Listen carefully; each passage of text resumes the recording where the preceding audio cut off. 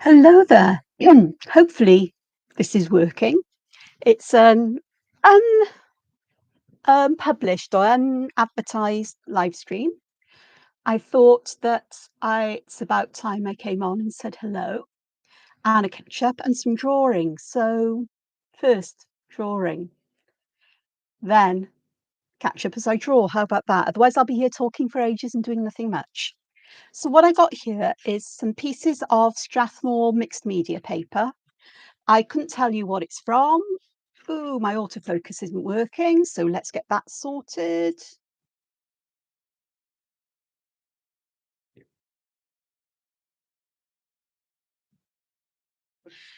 It seems to be right, and we'll do that so that hopefully as I move things, yeah, there we are, go me. I just grabbed it out of a book. I know it's got a yellow cover. It's just mixed media paper. It's not very thick, not very heavy, but it's got a nice smooth surface for drawing on. These pieces are about just under, excuse me, just under 4.5 inches square. And these ones are 4.5 inches by, let me have a quick look here.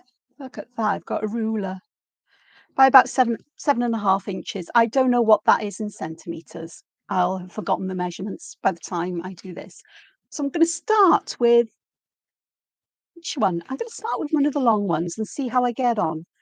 Um, Gosh, let me put those somewhere where they're not going to get moist. Because before I did this, I was working with some, excuse me, I've got pens everywhere.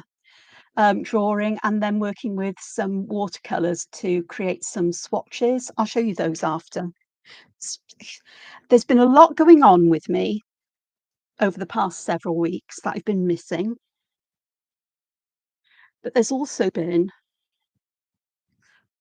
I've also but going on with me as in not going on as in I've been out and about and been busy in that kind of way. There's been a lot going on internally, not physically, but emotionally more than anything else.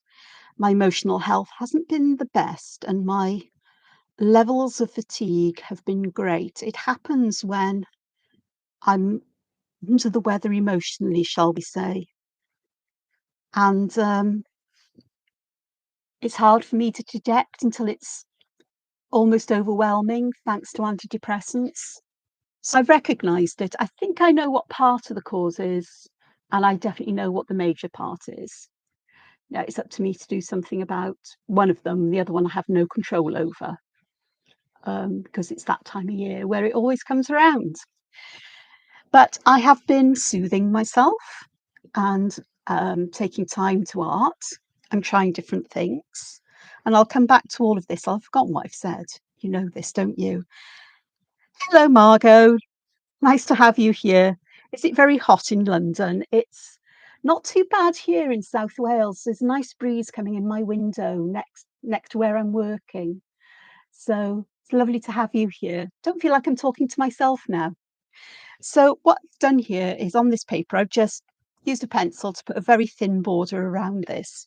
I think I'm going to sneeze. Pollen is high, so if I sneeze, it doesn't seem to matter what I do in terms of antihistamines at the moment. It's hay fever. I've never had hay fever so bad. Oh, good gosh, Margot, that is way too hot. According to my computer, it's 19 Celsius here in South Wales, where I am. And the breeze really does help. I'm sure in the sunshine it feels a lot more. Hello, Stacey. Hello from Florida, where I'm sure it's even hotter than 32 Celsius. It's lovely to have you both with me. There we go. So if I go back to the drawing, otherwise I'll be gossiping. And I'm good at gossiping, and I find it hard to gossip or chat while I'm drawing. I've just drawn a pencil border here. And what I'm going to do is I'm going to roughly divide this up into sections. Now then, I'm not aiming for straight lines, because if you do that, you'll be frustrated. So I'm just putting some wavy lines in. I'm making the distance between them change and alter, but I'm putting a gap between them as well. I don't know if you can see that. I think you will be able to. Hello, Carol from Colorado. It's lovely to have you with me.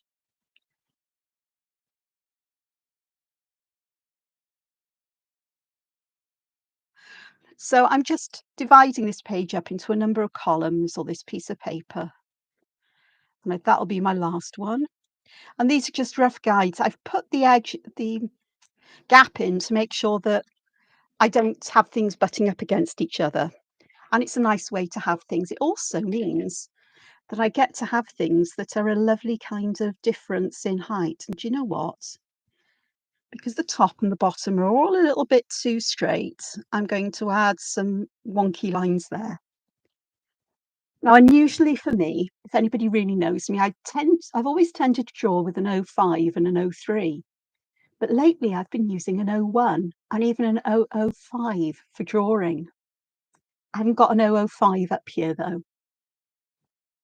Downstairs I certainly have, but I'm not going downstairs to get one. I've just realised that, but we'll make do. So this is a Pigma Micron from Sakura. The ones I've been using downstairs are Unipins, which surprisingly, the 01 Unipin has actually held up well to me in my heavy-handedness. But the 005 is a Staedtler Pigma marker, or not Pigma marker, pigment liner, something like that. And the nibs are really holding up well to me.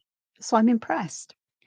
So what I thought I'd do here today was spend some time doing some variations on a theme, because I find if I'm stuck for something to draw or stuck for inspiration or feel that everything I'm doing is getting a bit samey, then it's nice to do something that draws me out of that, encourages me, shall I say, to create variations and just to have fun and play with things. Now, one thing I have done, I'm not going to do it here, and I haven't got my sketchbook that's in upstairs. See, I'm so disorganized. Is I actually filled some pages with squares a bit like this, drew some things in, and some of them were, like boxes of watercolor that I then drew over. Others I put watercolor around what I'd drawn, and that's quite good fun to add that color. Today I'll see what's created. I think I'm going to use one of my favorite shapes for things. So hopefully I'll zoom in. Hopefully. How do I zoom in? Oh no, that's not zooming in. Ah, that's zooming in. How about that? Is that better? Bit more? You can do a bit more. Don't think I want to go in any closer because my hands will look enormous. But excuse me. Dear. Right then.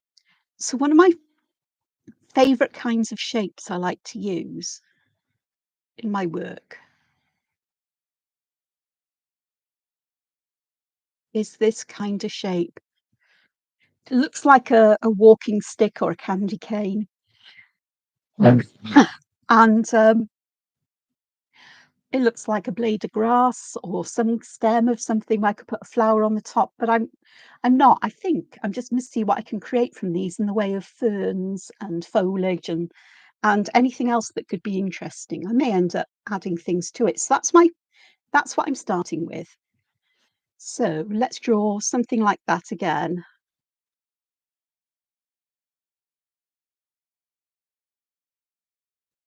Like so.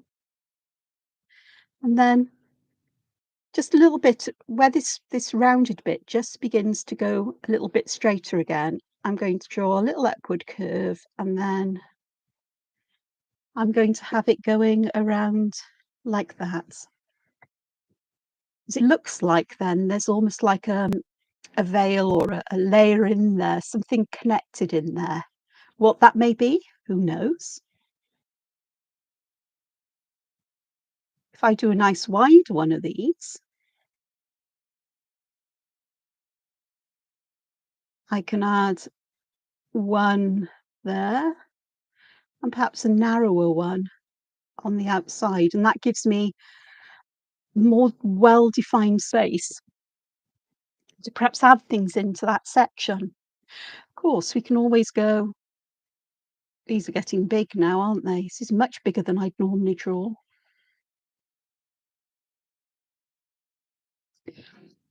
But we'll cope. So I'm now going to go around the outside rather than underneath. So I could stop there where it just overlaps, which gives something interesting.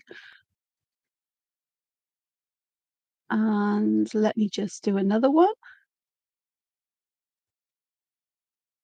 because I quite like one, but I think two around the outside would look quite interesting. And let's try one more.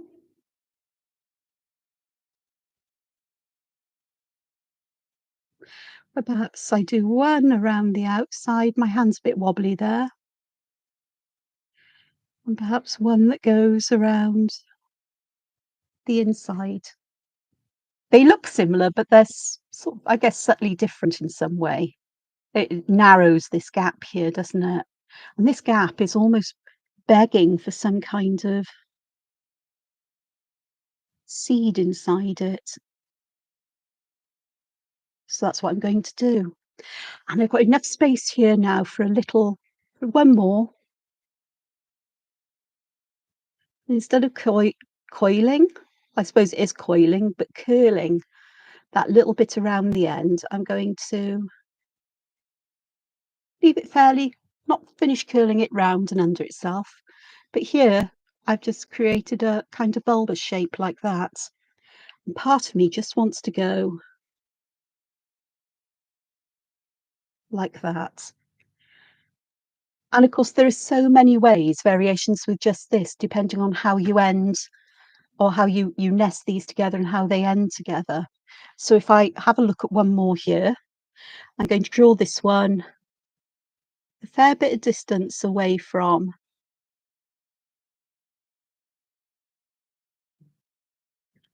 this to allow me space to add some more. So I'm going to add one that goes like that, another one that perhaps ends there, and a third one that ends like that. And that adds something that's quite interesting.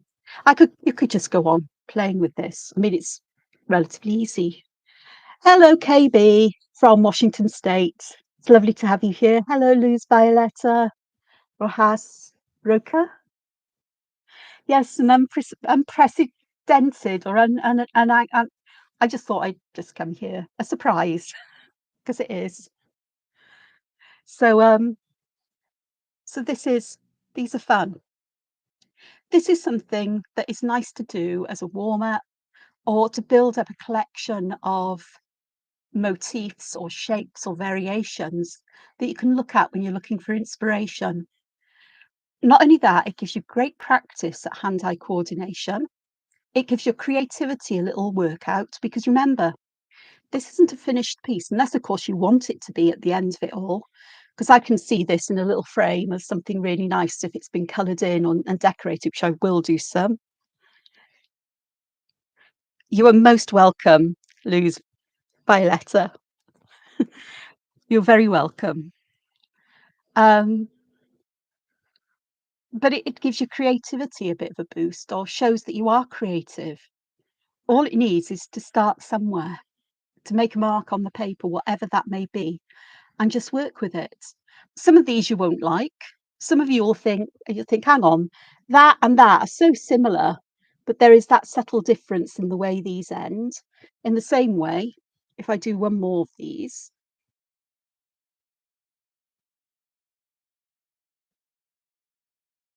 where I could start up here and go back around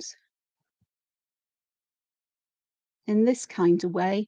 So we wrap the end up, and then another one here, which could go around that one.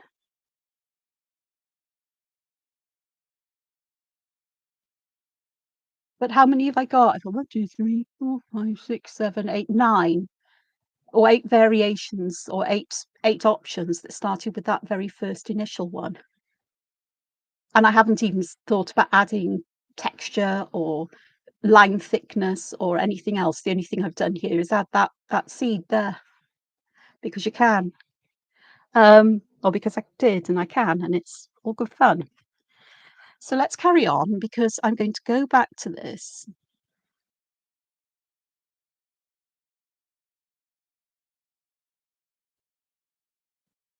And I'm going to start to put some little leaves on it. So these are just semicircles or, part circles, arches, I prefer to call them. So they don't have to be perfect half circles. What I am doing is I'm making them bigger the closer I get to the base. And there, I couldn't fit a whole one in, so I've just left it a half one, like that. What I would do is just go back and add a couple of lines in the middle to suggest veins or, if you want them to be kind of like petals and we've got a weird kind of flower unfurling, that's fine. So I like that, but I also know from what I've done up here, I do like this idea of having these kinds of things going on underneath. So feels that I'm almost giving it some kind of dimension, as if it's not just flat, but there's something more to it, which is always good fun. Okay, so we've got rounded ones. What other shapes could we use?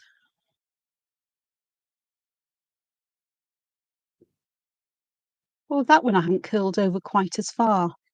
And I do think it is nice to use these variations, not necessarily with the same shapes and format, but just as a way to see what happens if you use this less curled around version and a different shape. Then if you think, well, I don't like that shape, but I really like the shapes that I've added there, you can go and try that. Nothing is lost. It's essentially a sketchbook work. And although many people show sketchbooks, and I'm as guilty as other artists because a lot of my work in sketchbooks is, finished work.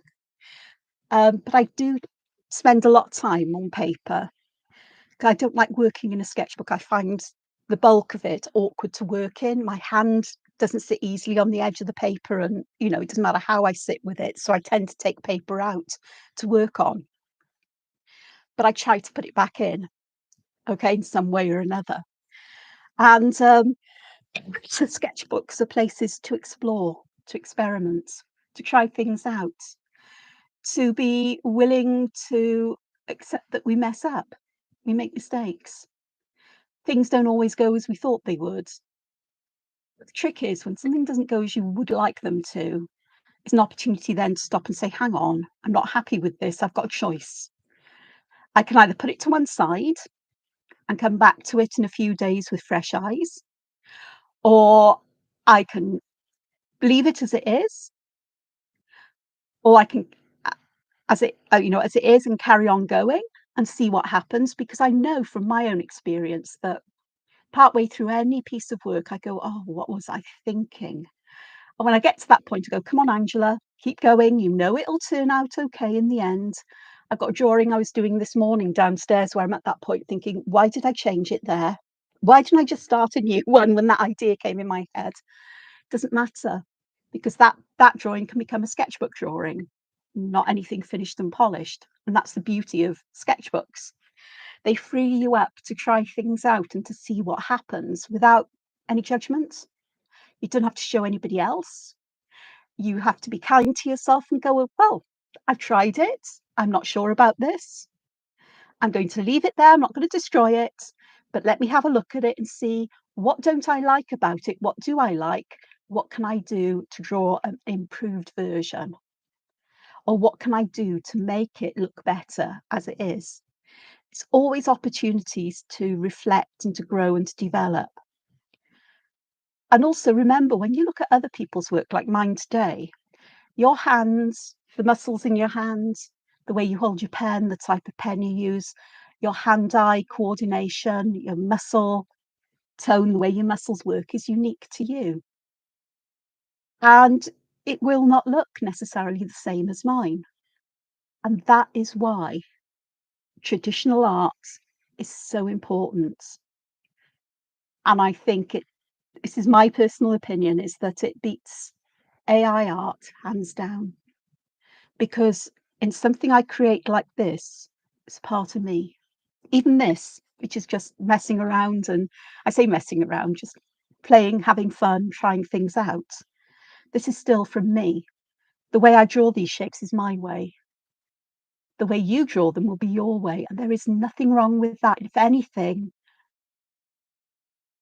we should be celebrating our differences, particularly when it comes to creativity. Well, in all areas of life, but I think that AI art is taking that uniqueness away, and I don't know where it's going. But I'm hoping and trusting that humanity will still enjoy things that are drawn by humans with their imperfections and their their own quirks and um, uniquenesses and personality, and a little bit of the artist in them tells you something about what the artist likes. Because what I'm doing here is drawing shapes I like and putting the forms on that I like. I'm not quite sure about AI art. And even with digital art, you can tell the artist that's created it. But AI art has to learn from artists at the moment. Will it ever become independent? Possibly, probably, but I don't know. We shall see. Anyway, I could get gloomy about that if I wanted to, but no matter what happens, art is part of who I am, how I express myself, and that's not going to change because of the pleasure and the joy and the comfort and the peace that I get from creating art. So just because yours doesn't end up looking exactly like mine, say, don't panic. You do you. Embrace yourself. And it's good to keep track of things like this so you can look back on how your work develops over time, how you find out what you like and what you don't like. I remember many years ago when I discovered, say, Zentangle, I was thirsty for every pattern I could find because I've always loved patterns. But nowadays, I know what kinds of things I like and enjoy. I know where sources of inspiration come from for me. And I don't really pay much attention to Zentangle nowadays for various reasons. I'm not saying it's bad, it's just not me. And it's it's all an exploration of you, your relationship to yourself and your art, your creativity, however you wish to express that, however you wish to do it. What you get here is me being me and sharing what wisdom I can with you about that. And if you can take something from that, brilliant. If you can't yet, that's fine too.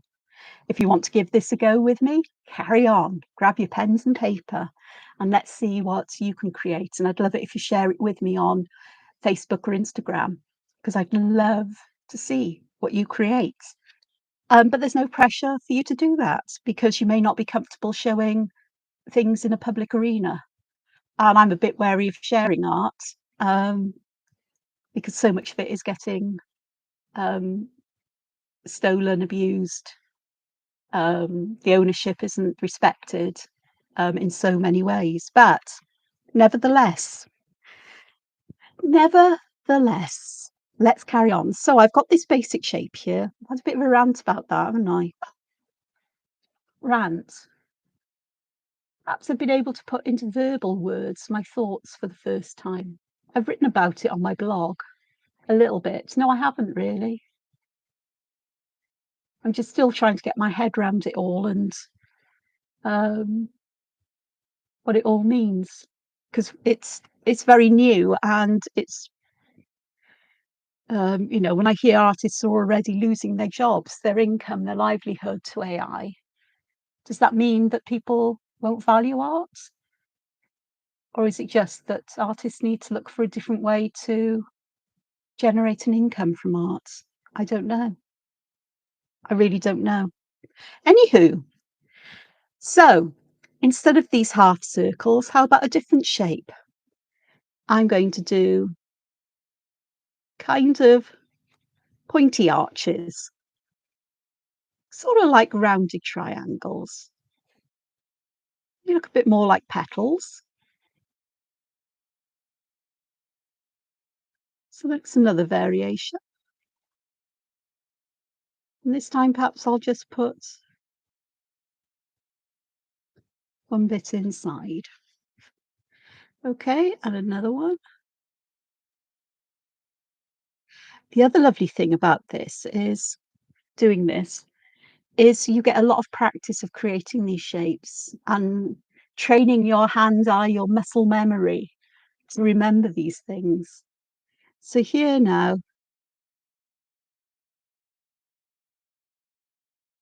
I'm going to do more like little blocks,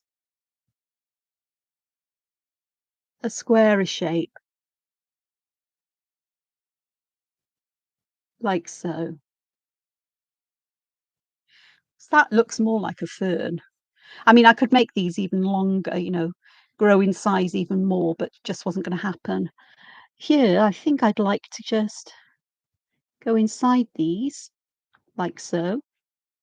Now they look like Gothic arches in churches and abbeys and cathedrals and so on, which is fun.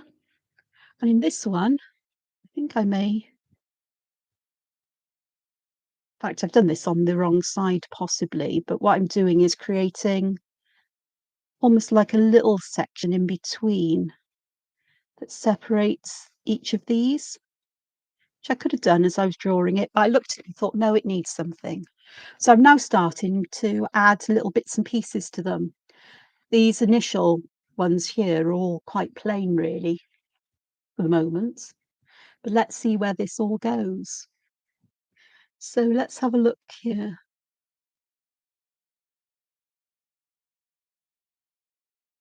So I'm going to draw two together. Looks like you could put lamps on there, the street lamps. And this here is begging for something in that little gap. Perhaps I'll just do that. Actually, is quite nice. And then if I add those little bits that I like there, it just feels like it finishes it off quite nicely. It's quite nice. Cokes.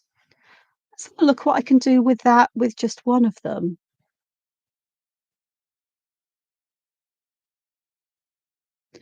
Because I reckon that we can do this kind of shape around it there. But then I think we can actually, now this is perhaps not the most friendly way to add these, but I think it works. If you're not comfortable, start at the bottom and work your way up. So it looks, again, you've got little leaves on there. Let's try it from the bottom.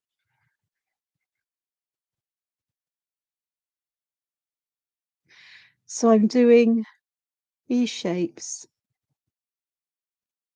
until they come back. And then here, I haven't got any one there, but that'll be fine. And with these, I just think I'd like to put a line that comes from that bottom section up.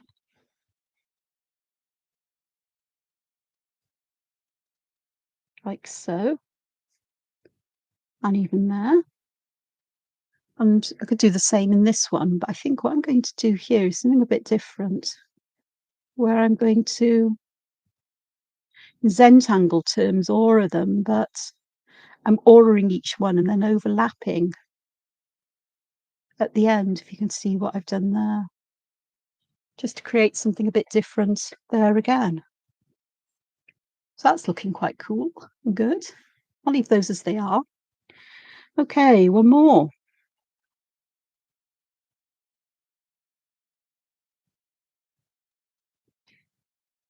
Here,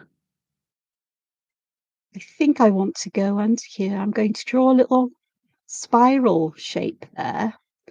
And then the top of this spiral, I'm just going to add a stalk downwards. So I've now got a spiral nestled in there. You could draw it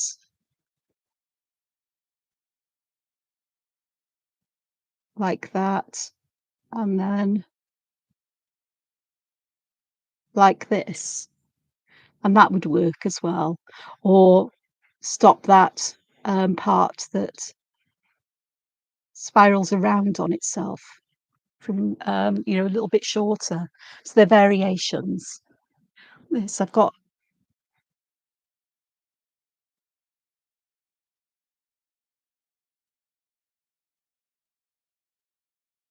Oh, there's another way of stacking them. There we go. Oh, that works. I had that little gap there, and I just thought, "Ooh, let's just do that." Hello, Danette. Lovely to have you join me. Um, Danette's from Ohio. It's lovely to have you here. So we've got that one. Okay. So instead of a curve at the end, let's put something square and see how this affects things. So I think I'm going to go here and I'm going to go around and down like that because, well, you never know when you might need that kind of shape. It's a variation.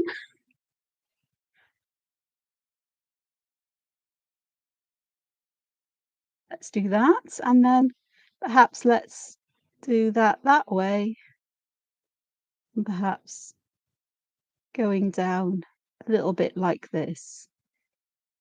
And it's a bit odd. Don't know how I'd use this, but again, even if I'd never use it, it's just something of interest. It might be something I'd add into one of my crazy sort of like landscapes with weird stone heads and, my creepy cute designs or something. But it feels like it could be a support for something. It's almost like we need something on the top. So, talking of creepy cute, it's a little plinth for a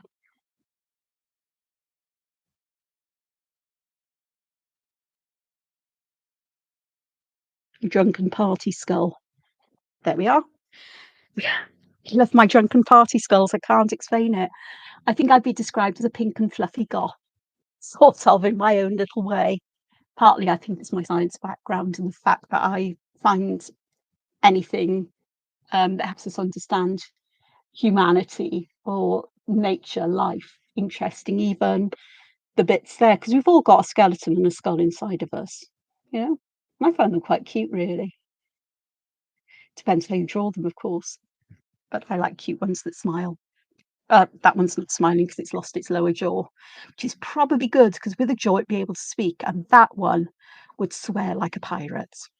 And we don't want that on here because YouTube won't like it very much, let's be honest. So, behave myself. And that's a silent drunken party skull. Could give him a bottle of rum, I suppose. So, a potion bottle of rum,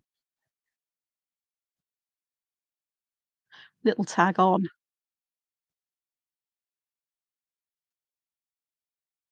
There we go. Drunken party skull with rum. Sorry, I've just gone off in a weird and wonderful direction.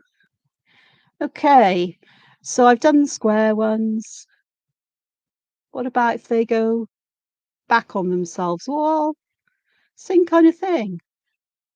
It's an interesting kind of shape and idea, isn't it? And I'm gonna go around this side of it and perhaps around on that side. I like the way that the curves almost nest and give some dimensionality. That would look good if shading or highlight was used, because it would really make it look like it's going curving into the paper, and this is a bit further back. So that's good fun. Okay, let's have a look again. What can we do here?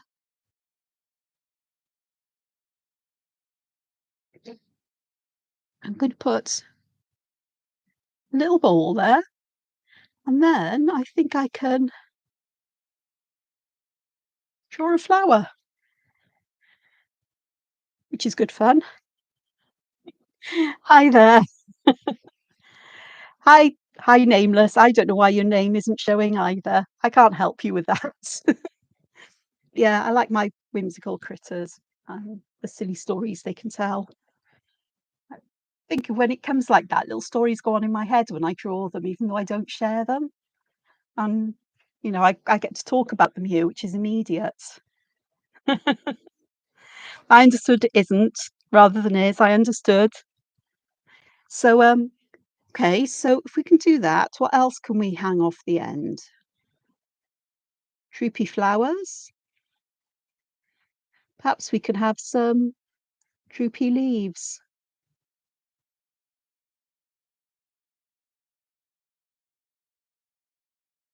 That's exciting. I'm not so enamored with that idea, but I think if I was to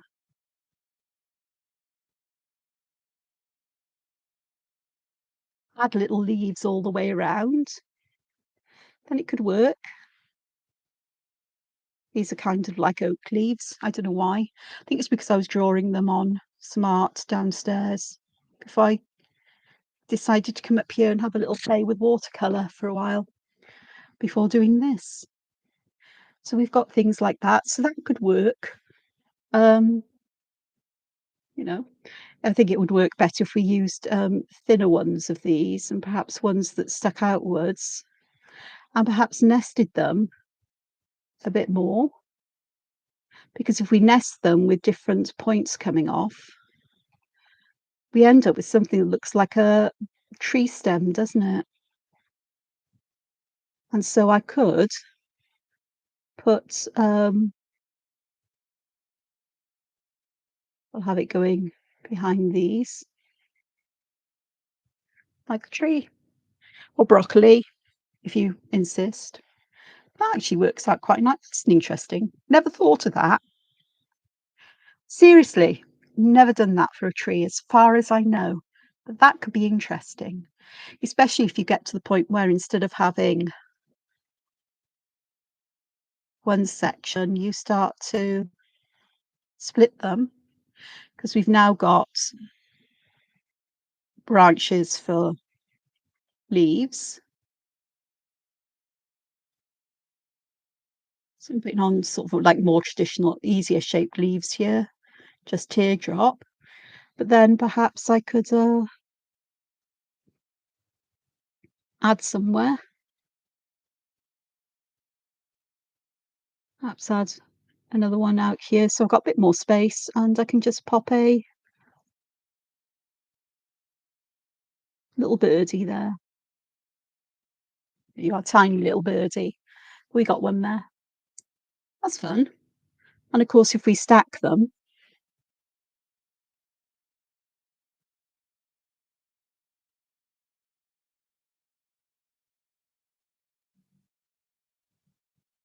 more likely to be a tree shape than not, haven't we? Like so. So that's cool. I'm not going to put the tree, shall I? Let's put a tree shape in. So instead of a puffy one, let's make it a leaf shape. Did you know that if you look at a tree shape, particularly if it hasn't got its leaves on, if it's bare, deciduous tree, and you look at its leaf, you actually see the shape of the leaf in the structure of the branches, the overall structure of the tree, which is quite fascinating to me. I mean, it doesn't work for all trees. An oak tree doesn't look like an oak leaf, but quite a lot of them you do, and you think, oh, blimey, that tree looks just like its leaf shape. Isn't that wonderful? Nature at its best. There we go. I know, I'm full of all kinds of interesting, useless, bizarre pieces of information. No. Okay, have I got to the end of all of this? Most probably not, because when we move up a bit, got off screen there, wibbly wobbly ones. And if we can have wibbly wobbly ones, we can have zigzaggy ones as well.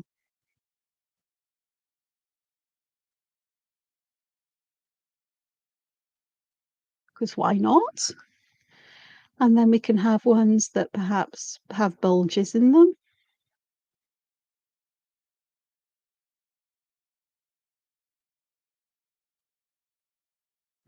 A bit like seaweed, I suppose. That looks like some weird duck now. It's got two bellies. Totally quackers, of course. Yes, I did say quackers. Okay, so we've got things like that. Um, oh, and of course, if we're talking about anything sea-based, let's have a sea anemone here, not an urchin, an anemone. So a plump bit at the bottom, I'm going to add some Beetlejuice type stripes because why not? You know, stripes are always fun. Don't draw your lines inside a rounded object straight because it will look very flat. If you curve them, sort of in the middle, they can be straightish, but they need to curve more and more as you get towards the edges, but mirroring the shape of the edge. And then you have something that automatically starts to look dimensional. And shading will bring that out. So the edges need to be darker than the center, and the bottom needs to be darker, and there needs to be some shadow underneath this little bit here. But why can't we do sea anemones with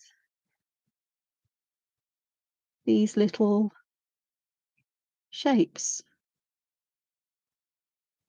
I'm noticing my lines aren't perfect. It's almost like, it's okay, Angela. Doesn't matter if your lines don't match up perfectly. And of course, I can make them go in the opposite direction to get them just to fill a space in a pleasing manner. Well, that one's a proper S-shaped one. Because who says you can't have S-shaped ones? So we've got that. So that's another use of these shapes. Yeah, I really stayed with the single, or the multiple are the same, but we're getting the idea. What did I say? Oh, I know what just came into my head. So I'm drawing one that's got more of a spiral on the end, and that means that on the top, I can put something that is like a flower. I'm just going to draw one outside. I'm going to add some shapes like that, and then I can add some of these long bendy teardrops, just like we've got little leaves there growing outside. So we've got a different kind of stem there. And along the stem here, we could put some more of these little teardrops growing in that kind of way. So that's quite fun. I like that. And of course, depending on how tightly you get that turned around, and if you add another one, we've got that section there, and that gives us some more space again for something else on the top. So let's have a look. How about a flower like that? Because why not? Ooh, I'm getting into a roll now. So I'm now using these as supports for other things. So I quite like that. Part of me thinks that it would be good to give it a little hat and turn it into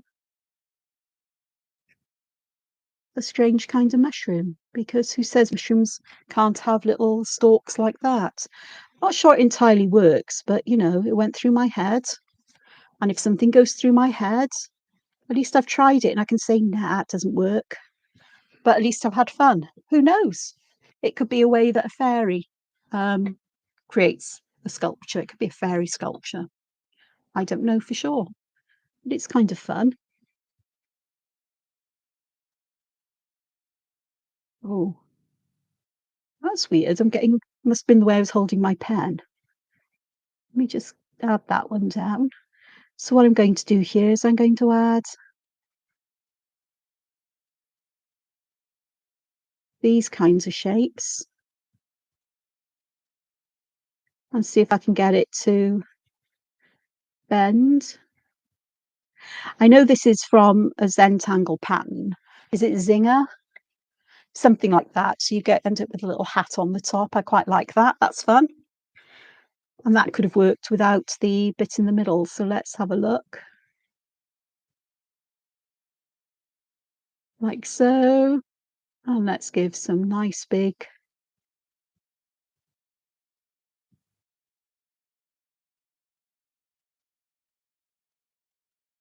There we go. We'll have it going off to this side as well.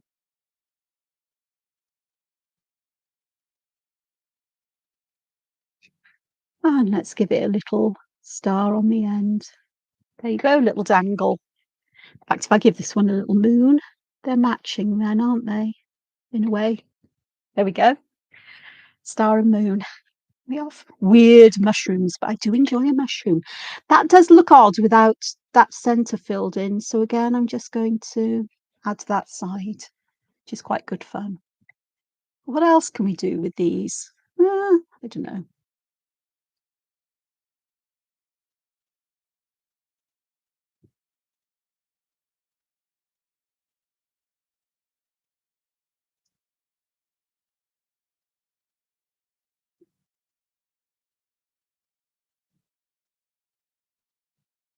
Let's give it some wings so it can fly. Got no idea why this would want to fly, but it can if it wants to. And perhaps it does have a bit of a beak there. Or perhaps the beak should have been down there, really. So ignore the bit sticking out there, but then we've got a weird bird. My brain is really going weird. Which mushroom is your favourite, KB? Let's have a look. This is a white Posca pen, so I'm just erasing my little mistake there. There we are. We've got a little swan, well, weird swan. It could be a bird flower or bird plant of some kind, like a bird of paradise, but a whimsical variation. Who'd have thought of that? I wouldn't have. I've got space here for one more thing. So let me have a look. Oh, there's a different shape. That is almost triangular in shape. I'll draw that again in a moment. But what I'm going to do here is I'm going to go around that. And I've ended up with a nice flat top here. So what can we put on the top of something that's flat? Oh, shall I make it a crown? Or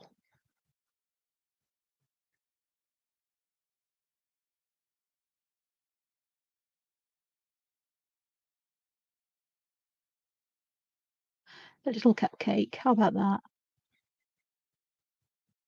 And then, yeah, I'm going to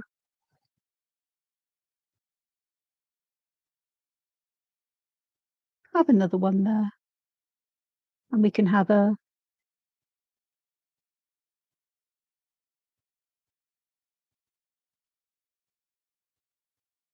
little mug of tea there.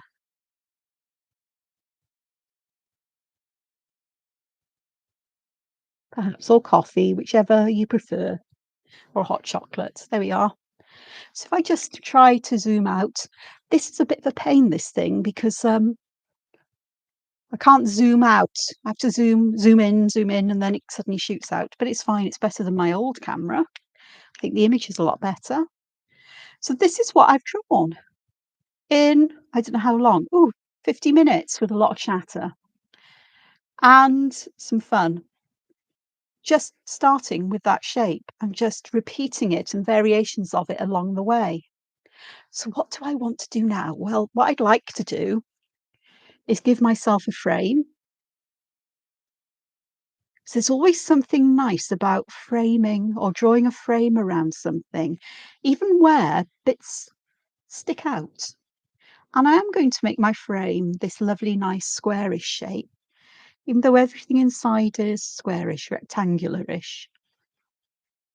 It's, you know, wobbly and wonky. I'm fine with wobbly and wonky and bits there.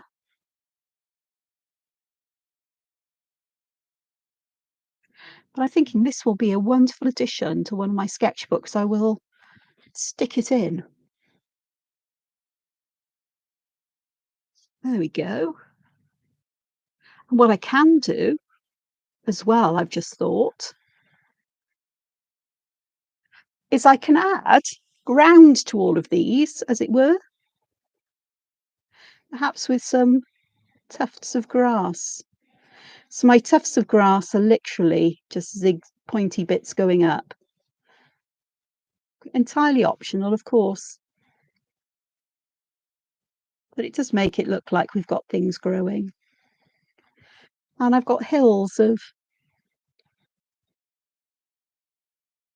interesting plants and structures and drunken skulls. Well, drunken skull, just one skull. Yeah, one's enough. They cause mischief if you have more than one of them in a drawing. Well, I often have many in a drawing, but today we're just having it's all just well-behaved skulls only, and one drunken skull is enough. Any more than one, and they cause mayhem and havoc, like the Knack McFeagles in Terry Pratchett's books, his Discworld books. So there we go. It's fun, isn't it? Well, I think it's fun. I'm allowed to have fun. We're all allowed to have fun. Art doesn't have to be so serious. And you should enjoy what you're doing. Look at that. See what I did there? Rather than confuse the little stalk of my cherry, I chose to have some fluffy stuff going up there. The ground goes fluffy and, whatever grounds do in this case. And there we go. So that's my page of interesting things. Now then, somewhere here, I have got an eraser. Yes, I use erasers because who needs the pencil lines? The reason we have erasers is so that we can remove our guidelines if we wish to. Not everybody would want to, but I don't see why I need to keep them, especially if I'm likely to cause issues with myself. But what I'd like to do now is to have a look at these without my pencil lines, hopefully. This is a kneadable eraser. It's a Faber-Castell brand, and they're quite sticky and they're kneadable because they're soft and you can change their shape and you can get a fine point on them or a thin edge to get into small spaces.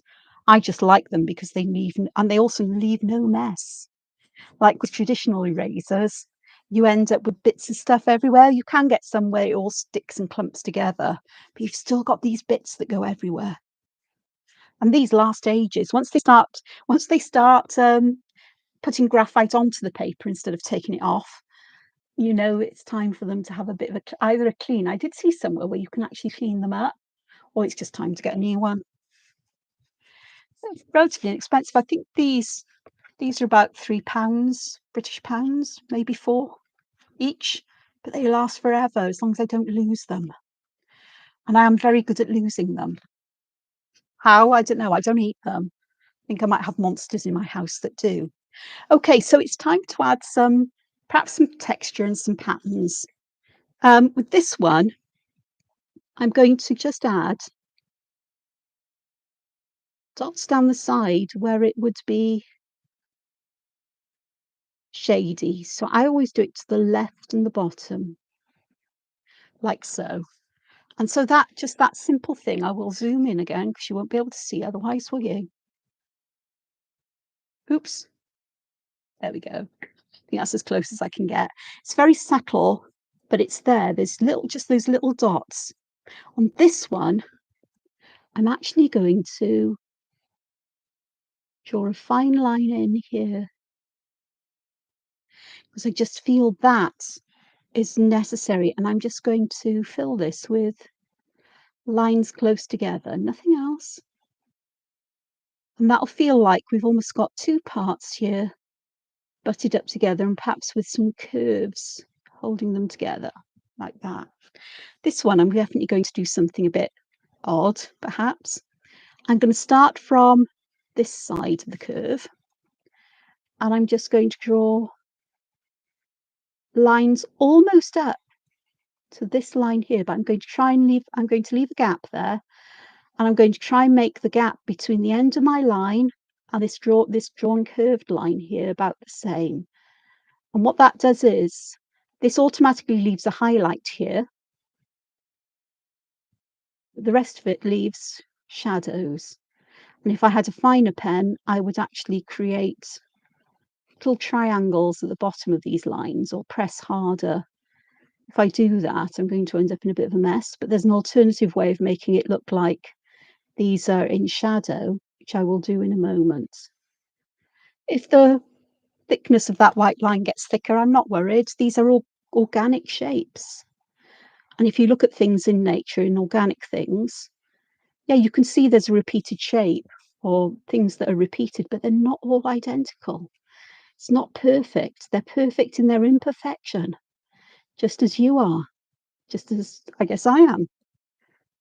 And then just by thickening that line, I've suddenly got a shadow there that makes it look like this. It's there. Now, if I'd bent these lines, it would give a better illusion of that bending, but I do want to add some line weight on this side and some along the bottom there. I'm going to do the same here. I'm going to add line weight on this side. And then I'm going to add some line weight here underneath and there too. Just to give that feeling of the length of the line. It's more obvious than the little dots, but the choice is yours. I didn't want to use the line width there, or the line weight there. I wanted to show you something different, I think. And sometimes it's nice to have something that's a bit more delicate. This one, ooh, I do like a stripy tentacle because these do remind me of tentacles. So I'm just going to add some stripy bits.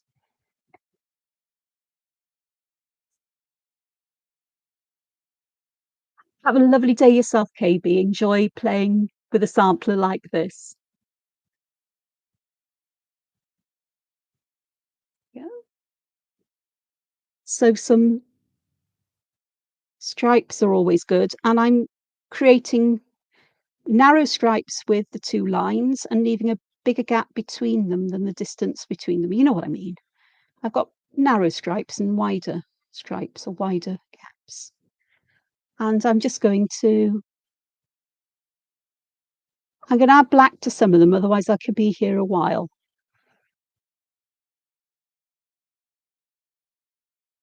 And I also know I need a drink. I didn't bring a drink upstairs with me. I'll get that soon. Let me know if you'd like to see a video on, or a live stream showing the art I've been doing while I've been out of sorts. I'm not entirely sure whether I'll be able to get back to doing this regularly. I'm hoping to. I mean, I've surprised myself today because I thought I was going to fall asleep after lunch, to be honest, but I haven't. And I may fall asleep after this, who knows? But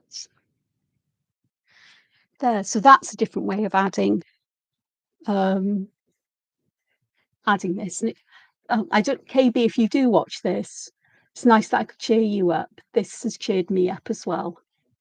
And that's something I need to remember, is it's good for me to talk to people, even if I can't hear you in response. It's still good for me to communicate. So thank you. Yeah. I live alone and I'm not very sociable for various reasons. I'm quite introverted in many ways. I'm okay with people I know and trust, or in situations where I know and I'm comfortable with. I can be quite chatty and outgoing and in a way, but I still get very drained by being with people. And I think over the lockdowns and so on, I became so used to being on my own that when I do spend time with people, I'm surprised at how it drains me as much as I enjoy it. It can take me several days to recover from a very noisy or boisterous togetherness with people, or a series of smaller, quieter events over a relatively short space of time. And it takes its toll on me. And I must have lived with this all my life because this is a function of who I am. It's not something that can be cured. This is me. And I enjoy the company of people, don't get me wrong, but I can only do it for a short period of time. And sometimes I can't get away quickly. I say quickly enough. Sometimes I'm my own worst enemy because I'm enjoying being with people. I don't want to go and leave them. And I don't want to seem miserable either. But I overdo it and then I pay for it over the next couple of days. And it's me learning balance and finding ways of making sure that I do things that help me as well. And don't get me wrong, Zoom and things like that have been a godsend for quite a long while in many ways, being able to keep in touch with people, but still enjoy that time with people, but the right sort of people in the right place at the right it's complicated, it really is. But hopefully things will improve. So I've done some things here. There are other ways you can shade, but I really need a finer pen that I don't have. Not unless I go for a dip pen, and I'm not prepared to do that because I will end up throwing ink everywhere. So let's have a look, perhaps some watercolour to add colour. Uh, these are my sets of Rosa Gallery, or my set of Rosa Gallery watercolours. These are beautiful. They are made in the Ukraine and they are really good quality.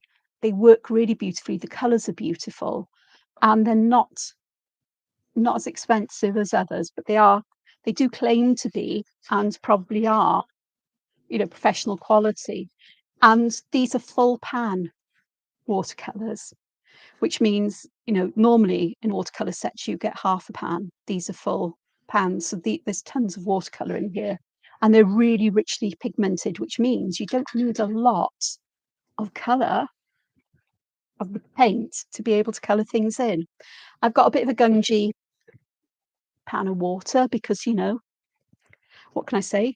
I've got a damp piece of kitchen towel, which I will pop underneath my jar of water. And here I've got a quill brush. It's a crow quill, they call them.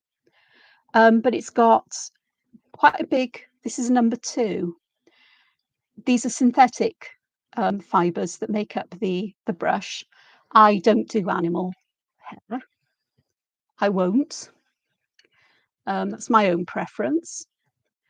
Um, but they are absolutely wonderful. They hold a lot of water, they hold a lot of the paint, and the point means that you can draw tiny lines up to the big ones. And of course, this one isn't a very big one. I wish I had a number 1 because that would be perfect for this, but I think we'll be okay. So what I'm going to do is I'm going to use I've got some green here.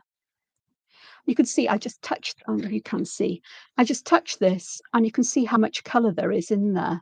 This is a nice yellowy green, which is one of my favourites. And I do need a bit more paint in there. It'll be fine. Now, even though this is mixed media paper, it's not watercolour paper, but watercolours work on it and it doesn't pill up. And I'm really only using watercolour washes. I may just get a little bit of a darker green here, if I can remember which one I want. It's that one. There we go, a bit more. Excuse my hand reaching over, but and I'm just going to put a little bit at the bottom perhaps and just let it just spread as it will. On this one, I'm going to put the darker green underneath.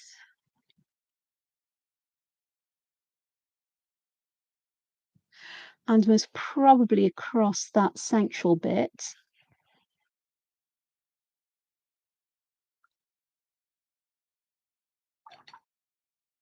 These really do hold a lot of the ink. That's the one thing about them. And then here I'm just going to add a little bit of that yellowy colour just to drag that out and just to blend it out. Here I may just put a little bit of that yellow in there. But around the outside is where I'm going to put this yellowy olivey green in. Oh, I've added it to that dark green, and that's fine because they'll bleed and blend together and it'll create, typical watercolour-y type of thing going on here, which is fine. Oh, that's better. more colour. And the water will evaporate quite quickly. I might actually switch to a smaller brush actually, because this one is holding a lot of water, and it's not that it's, difficult to manoeuvre, because it's not. It's just that I think I prefer a different brush. Let's have a look. This one is one of my favourite. No, that's not the one I was looking for. It'll do. This is a Pro Art, and Pro Art has got an E on the end, and it's a Proline Plus brush, and the fibres are made of proline, and they're really good. And I find it very hard to destroy them, and like I've done with others. So I want a different colour than this. So I'm going to hunt down. I've got a turquoisey blue here. Yeah, I know I'm creating a whole new colour straight here, mixing it in with all that green. And I've got loads of the colour. Do I worry? No, because that can remain on my palette for my next project, or I can dip into it here. Now, of course, if you haven't got watercolours, you can use anything you like. Alcohol markers, pencils, what chalk pastels, whatever it may be. Look at that. I'm just adding a bit in there. Oh, weird am I? There we go.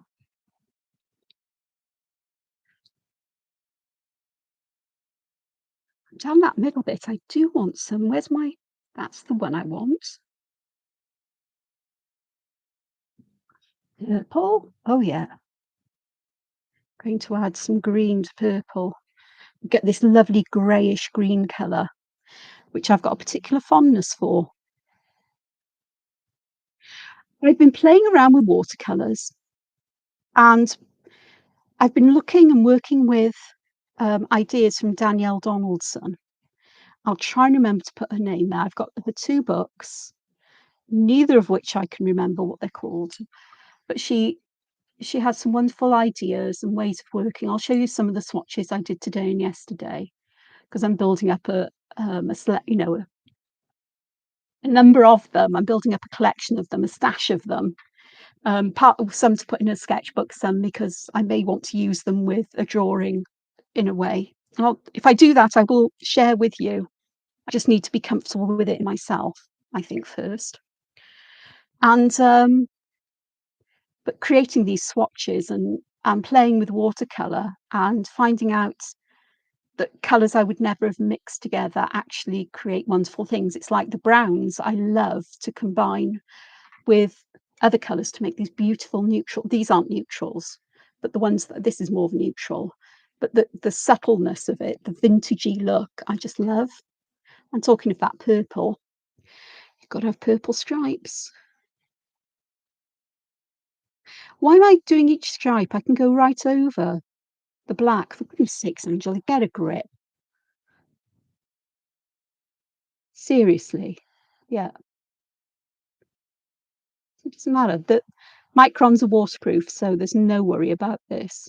Like, and because I used a rubber over or an eraser over all of this, I've picked up any loose pigments, so it's not likely to move either, which can happen. So if you're going to watercolor over microns or unipins or any other fine liners, my advice is get an eraser, go over it, pick up all the loose pigment, and you shouldn't have problems with it moving. The same if you're going to use alcohol markers, because the pigment can sit on top of the paper, and it may, sometimes they just kind of dry. Okay, so what color do I want around that one there? I think I'd like some of that green, but I'm going to, no, not that yellow color. I want the one next door. I'm going to add a bit of gamboge, which is the most, it's a weird yellow color that sort of has a hint of green in it, sort of, but I just love it. Sorry, I just hit my head on the camera. I just think this yellowy greeny color. So I'll just add a little hint of this darker green as well. Mix that in. I do tend to mix colors on the paper. I can't do a lot of it on mixed media paper as you would on watercolor paper, but I'm still not comfortable with watercolor paper. And yes, some of the colors gone outside the line. Does that worry me? The answer is no. Oh, I'm going to have, because I've got purple out. I'm gonna have a purple seed there because, you know, why not? I'll let that dry before I do anything else. I think I'd like this here because this could almost be like, a mushroom or a mushroom sprout that hasn't thrown off its protective covering yet, perhaps, or something else, you know, like a bud of some kind that's being protected by leaves. Some weird alien plant. Okay, let me get some more of that gamboge. It's my favourite yellow. It's a funny colour, but I love it. So I'm going to put some of this lovely bright yellowy green in here, or yellowy olive green. It'll work for me. They tend to. And again, I'm going to let that dry, and I'm also going to put some of it next to purple because, well, you know, why not? Essentially, I'm just using these, well, 4 colours, the olive green, the gamboge yellow, whatever green it was there, I think it's hooker's green. I did use some turquoise as well to get um, a turquoise green going there because that was the original green. So add some of that to there. We'll get a mucky green. Perhaps the gamboge will get more of a yellowy green again. And that should work quite nicely. Oh, look, that's nice. Don't be afraid of mixing colours and making mud because sometimes the mud can be very useful. Like some of the swatches I'll show you in a moment are made with mud.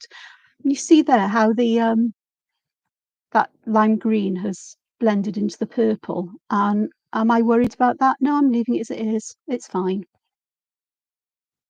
It will work. It'll do its job. I don't mind if they bleed and blend.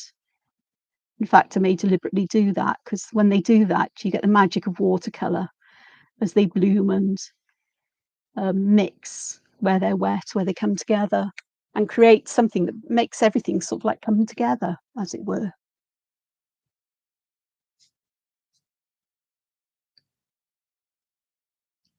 I'm a fan of colours coming together these days, but it means using a limited palette. I'm fond of just one colour in a palette, but I'm learning to respect that it's okay to have others too, she says. And then here I'll just put some of that bluey green in.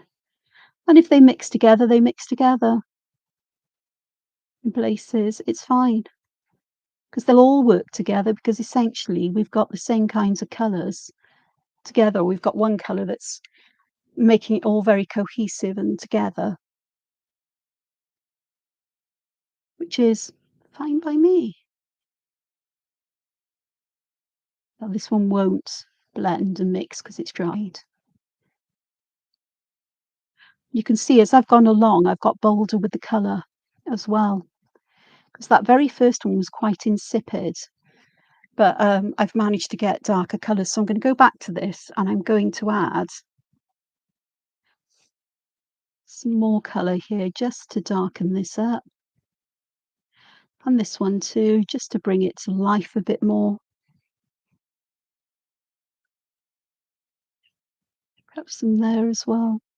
So once it's dry, you can glaze over the top. Glaze just means adding a layer of colour. You can do it with alcohol markers as well. Coloured pencils you can sort of, but with watercolours, because they're so transparent, the colours underneath show through. And so you're layering colours one on top of the other, whether you use the same colour or whether you use a different colour or a slight variation for bits. I'm not going to go through all of these because this is going to take me 2-3 hours to finish. Am I going to finish it? I don't know. I don't know. But I tell you what, does need a bit of a help. It is my drunken party skull. It's getting a sort of bony-ish colour here. I'll do that and just spread it out a bit, just get some shading there. And rum is a nice brown, deep, rich brown colour, isn't it? I've got this one, which is a kind of madder brown. There we are. We've got rum there for the poor skull. and I think it needs, I'm going to colour its party hat in purple, but when it's dried, I'll go back and add black stripes on top. And then that little bobble on the end, it's gonna have some of the limey green. There we go. All drunken party skulls deserve such things. So I'm just going to pop this away, move that out of my way before I throw it somewhere, as in all over my desk, computer, work. So this is what I've completed today. And what I will do is I will just zoom out. Oh, I could have gone in one more. What an idiot. But you can see what I've done there. And that's what I've done in the last hour and a quarter-ish, give or take. So what I'm going to show you now are some of the swatches that I've done. And some of them are today with some new watercolours I've spoiled myself to. There's a reason I've spoiled myself, but I'm not going into it. And these are Daniel Smith watercolours. I know, I've splashed out on them. I'm not a watercolourist, but I like watercolours. I'm learning how they work by doing these little swatches, and I'm hoping these then will give me the confidence to use them more in the work I've done, and in particularly in the more whimsical stuff I'm doing, because I do like the softness of colour you can get, but also that antiquiness. Yeah, let's just leave it. So this is a Daniel Smith watercolour. Do not ask me what it is. I do know that it's a mixture of 3 or 4, because I just mixed together the colours that I had on the palette and sploshed them on here. This paper is 100% cotton paper from Fabriano. And cotton paper, the way watercolour works on this compared to the mixed media paper is different. And I'm not used to working with watercolour on cotton paper, though I've had it in my stash for ages. Had some of it in my stash for years and years and years. But just trying out these colours. Some of these shapes are this is where I've put water in. But I think some of them, the streaks, are because the colours are granulating.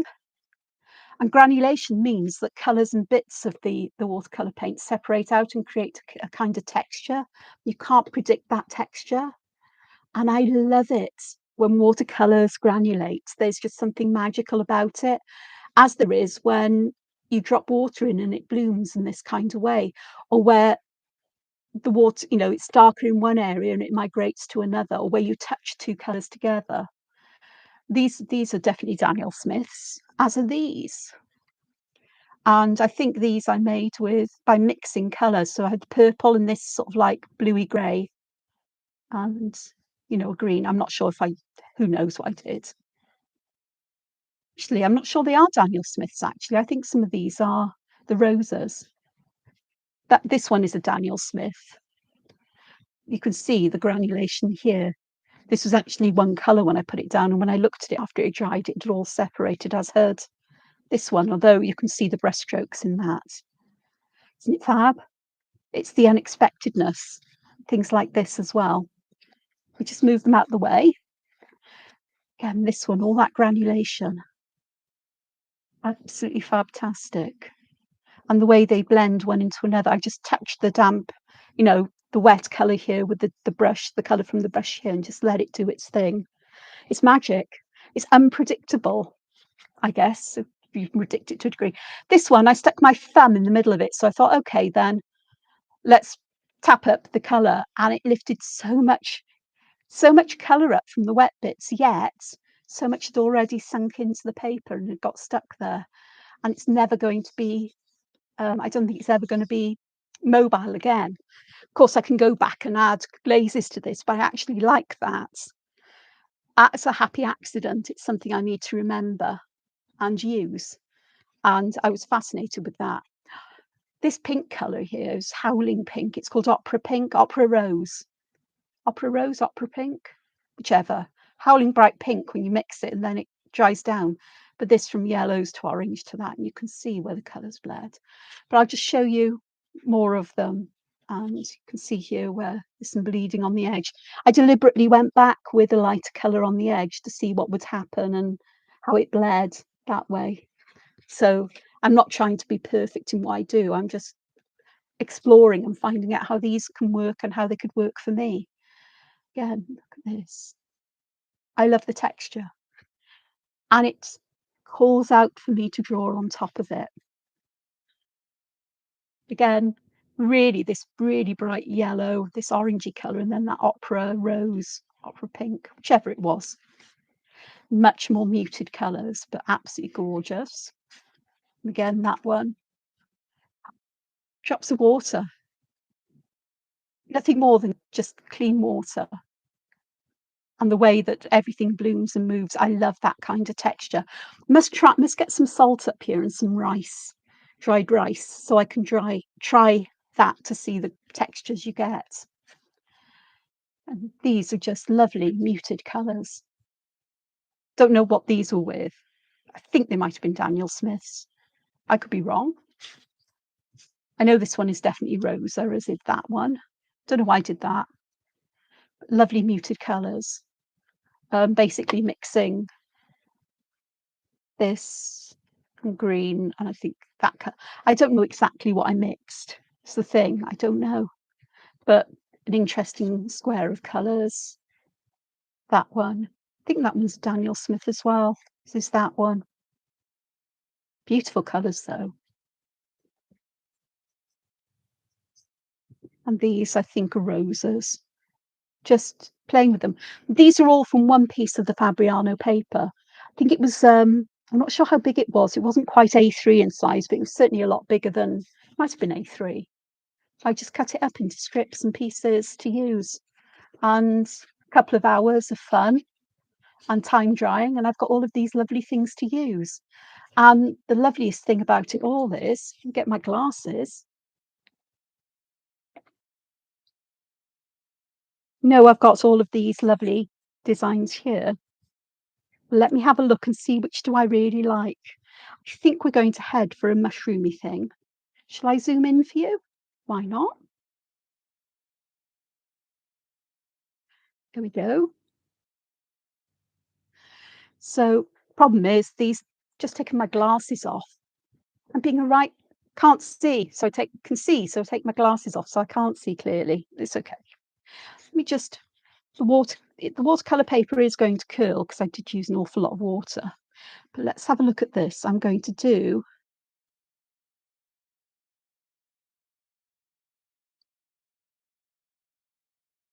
a mushroomy thing here, like so. I'm going to add a line there, and I'm going to add some repeated lines here, and then I'm going to start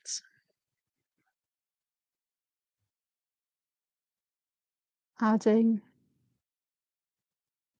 this shape.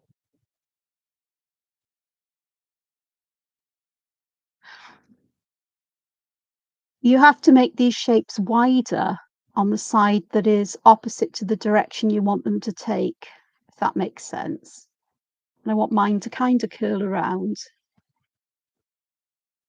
like so. It's not as tall as all of this. That's fine. I am going to pop a little star there, just a little one, because I do like stars. And then I can do another one down here, perhaps.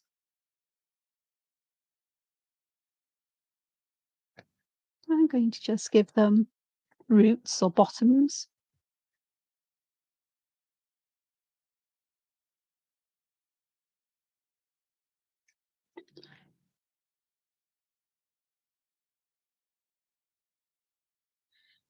So I'm going to want this one to bend kind of this way.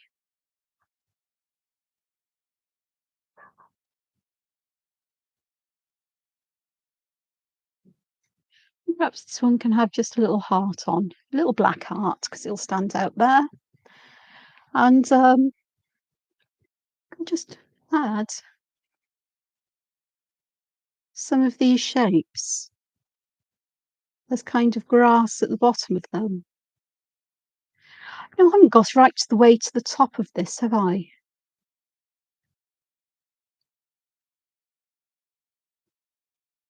but I think I've got an idea what to do.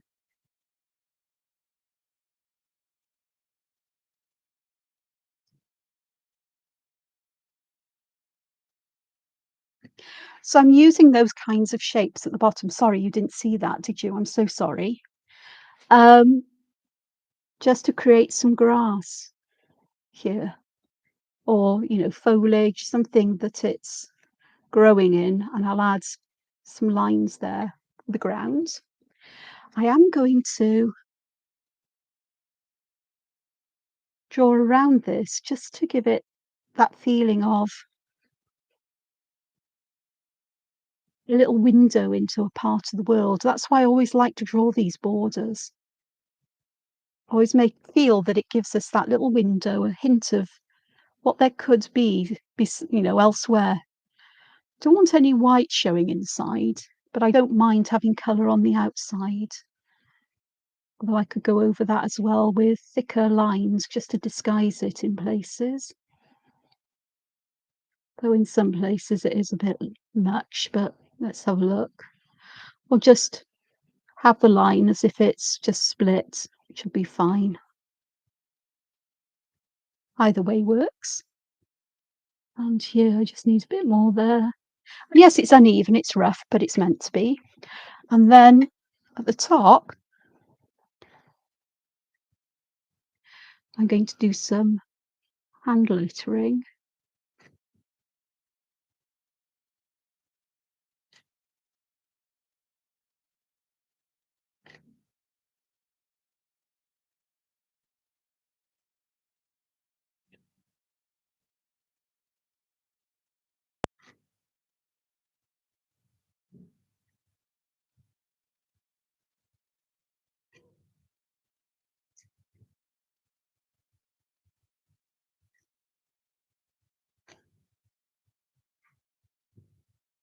Just do you, which I think is quite appropriate. Oh gosh. Okay.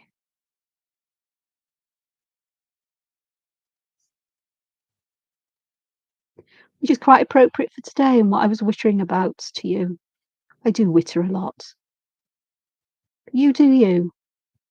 Be you. Find out who you are when it comes to art and drawing. Don't compare yourself to other people, because you're not other people. Only compare yourself to the progress you make when you look back on your work in months or years or, however long you want it to be. That's the only comparison you should do. I'm quite shocked when I look back at my early colouring books now. I'm thinking, good grief, how on earth did I get employed to do those? And yet I did. And I look at what I do now and I think it's come along, it's changed. But all my art has grown and developed as I look back. And sometimes I do wonder whether it's gone forward or improved, but I have to trust that it really has. And that though I don't do things I used to do, for example, I've got 3 oil paintings in my bedroom here. The only 3 oil paintings I've ever done, the only 3 I will ever do, because I hate oils. I don't like acrylics either. They're slimy and I just don't like the texture. But, you know, um, what else do you do? So I'm going to hang some little dangly bits on here because I can. So a little heart there, and perhaps another little heart here.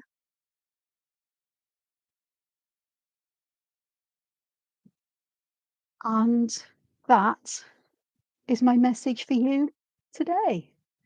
Just do you. And that is because I did that because I had a pile of these here and I didn't draw that mushroom there big enough. That's one of today's, or similar to one I did today. So have fun with this.